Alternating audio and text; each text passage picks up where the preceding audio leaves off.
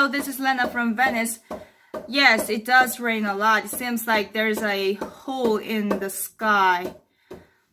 Venice was hit by the highest tide in more than 50 years late on Tuesday, with tourists wading through flooded streets to seek shelter.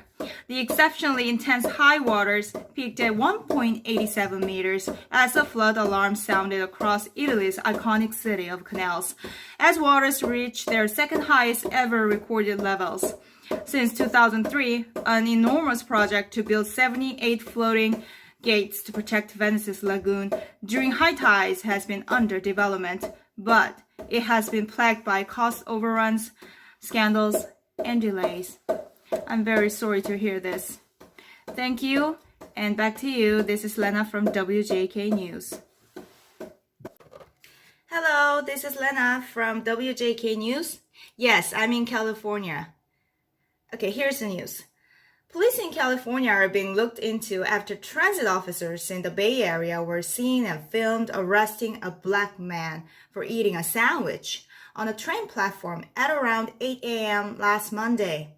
An officer was seen in the video appearing to grab Steve Foster, holding onto his backpack as the passenger pleaded to be let go. The 31-year-old questioned why he was being detained and not any other passengers waiting at the Pleasant Hill station in Walnut Creek, California. After the officer and Foster continued to argue, another 3 BART officers arrived on the platform, made him turn around, and handcuffed him. Back to you.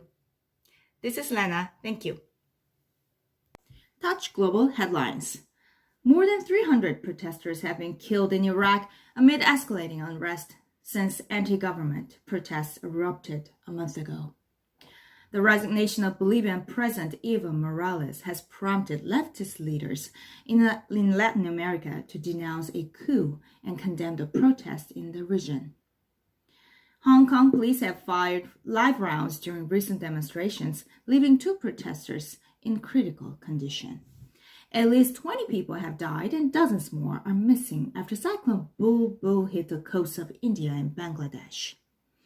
Alibaba's single-day event, the largest online shopping bonanza in the world, set an unprecedented record of 44 trillion won, or $38 billion in sales.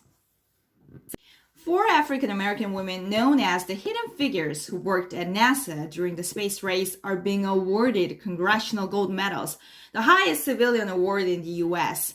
The women who worked at NASA's Langley Research Center in Virginia were so-called human computers who did the complex calculations that made space travel possible.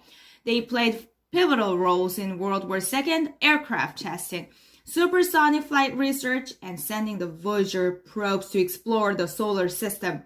They also helped land the first man on the moon in 1969.